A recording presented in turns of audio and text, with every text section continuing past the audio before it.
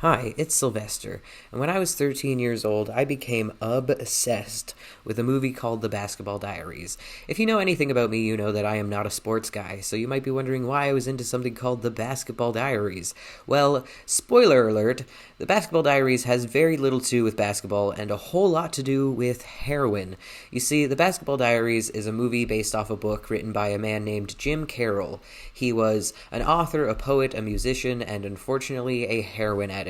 And so this movie was about Jim Carroll's life. Jim Carroll became addicted to heroin when he was just 13 years old, the same age that I was when I discovered The Basketball Diaries.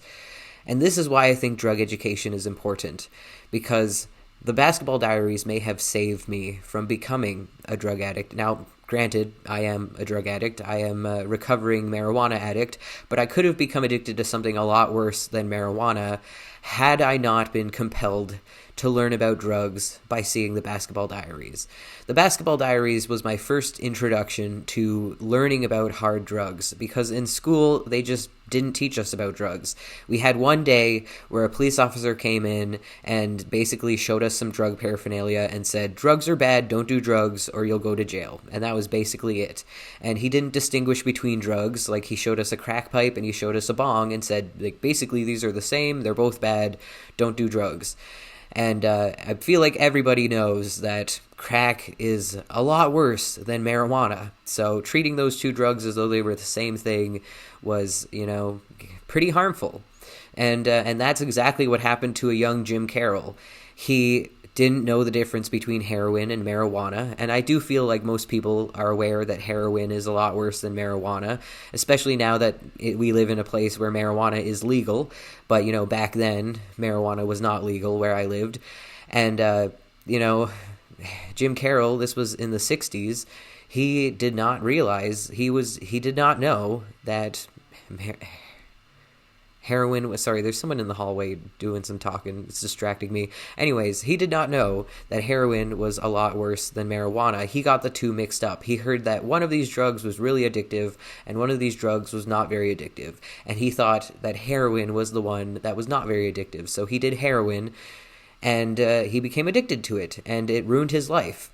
And watching The Basketball Diaries was like a massive cautionary tale for me, because it did not look fun. What happened to him was awful. And I've heard some people say, when I was doing my research into The Basketball Diaries when I was 13, I found some people who said that they did heroin because of The Basketball Diaries, which I do not understand that. To me, it was a cautionary tale. Like, I don't know how you can see what Jim Carroll went through and think, I want to go through that myself. I want to experience that. I just can't fathom that. But I do also kind of understand that maybe seeing a young, hot Leonardo DiCaprio do heroin would make you think, oh, I want to be like a young, hot Leonardo DiCaprio. And this character of his that he's playing is doing heroin. And so I'll do heroin too. And so, like, there is the argument to be made that The Basketball Diaries glorifies or glamorizes heroin addiction. But to me, I never got that. I always thought that it was a cautionary tale, and it showed you the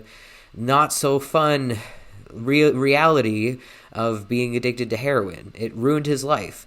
But at the end of the movie, spoiler alert, Jim Carroll's the character did get clean from heroin, and in real life, Jim Carroll never did become he got clean a couple times, but he always ended up relapsing pretty quickly. And so, that is the difference between the movie and reality, is that in reality, it's a whole lot harder to quit heroin than they made it look like in the movie. So again, I could kind of understand how somebody might see the movie and think like, oh, I'll do heroin and then I'll just get clean from it. No big deal. Like, I could kind of understand that. But regardless, when I watched the movie, my reaction was like, this is awful. Why is nobody talking about this? Like, this is terrifying. What this substance did to this man in his life, this child, what this substance did to this 13-year-old is terrible. Why are adults not talking about this? And so I did my own research. I had access to the internet, and so I researched the hell out of heroin and all sorts of other drugs, because I was just curious, and I was the kind of kid where if you told me there was something that I wasn't supposed to be interested in, I would be interested in it. So, like, sex, drugs, anything that adults didn't want to talk about or were uncomfortable with discussing, or that people didn't want me to know about, I automatically wanted to know more about. Because again, I was a very curious and knowledge-hungry child. And I'm very glad that I did independent research into different drugs and that I educated myself about drugs, because again, it may have saved my life. It may have, I might be addicted to a hard drug right now if I didn't watch the Basketball Diaries and start doing my own research about drugs. And so I think drug education is incredibly, incredibly important. By the way, the reason I was drawn to the Basketball Diaries is, this is just like a side tangent, is because I was really into Leonardo DiCaprio at the time, not because of Titanic, but because of, we had to watch The Man in the Iron Mask in French class, and I fell in love with Leonardo DiCaprio. And I thought I was a girl back then because I'm trans, and so, but I was one of those girls who's like, I'm not like other girls, and so I was like, when people would accuse me of liking Leonardo DiCaprio because of Titanic, I'd be like, actually, it's not Titanic, I'm not into romance, okay? So I was very defensive about the fact that I did not like him because of Titanic, okay? But I have seen Titanic, and it's okay. It's not my favorite movie, but it's okay. Anyways, so, and this movie also stars a young Mark Wahlberg, a young, very buff Mark Wahlberg, so, that also attracted me to it a little bit. I didn't know who Mark Wahlberg was at the time, but he was definitely good looking, so that was a positive part of watching that movie. That was another reason why I enjoyed watching that movie. Anyways, the point is, education is powerful. Knowledge is power, and I do not agree with this whole let's not talk about it approach to drugs, because we live in a world where drug use is rampant, addiction is an epidemic. We need to talk about it. We need to talk about it. And we need to educate young people about it so that they know if they do drugs, they know exactly what they're getting into. And if we teach them, there's a stronger possibility that they won't do drugs, because we'll teach them about all of the negative aspects of doing certain drugs, what the withdrawal symptoms are like, how addictive they are, like what the side effects are. Like if we teach kids about what drugs do to you, then they'll be a lot less likely to want to do it. It's a lot like sex education, where you can sit there and say, like, kids shouldn't know about sex. And when I say kids, I don't mean like really young kids, but like, young people, like teenagers. We shouldn't teach young teenagers about sex because they're going to want to have sex if they know about it. Or like, it's the same thing where we shouldn't teach young people about drugs because they're going to want to do drugs if they don't know about it. But I think that that's bullcrap. Learn from Jim Carroll. He was just a 13-year-old when somebody offered him heroin, and he took it because he didn't know any better, because he was not educated. He was not informed, And so, and telling people don't have sex, like, well, people are going to be tempted to have sex. Young people are going to be tempted to have sex. It's a thing that happens. So instead of saying don't do it and leaving it at that, how about we say you shouldn't do it, but here's why, and then teach them about the risks, the hazards, the dangers of having sex unprotected or having sex at a young age, and the same with drugs. Let's teach them about the dangers so that they know why we're telling them not to do it, instead of just telling them not to do it and hoping that they just listen to us, I mean, drugs and sex are not the exact same thing, obviously, because sex is one of those things that most people will eventually have at some point in their life, whereas with drugs,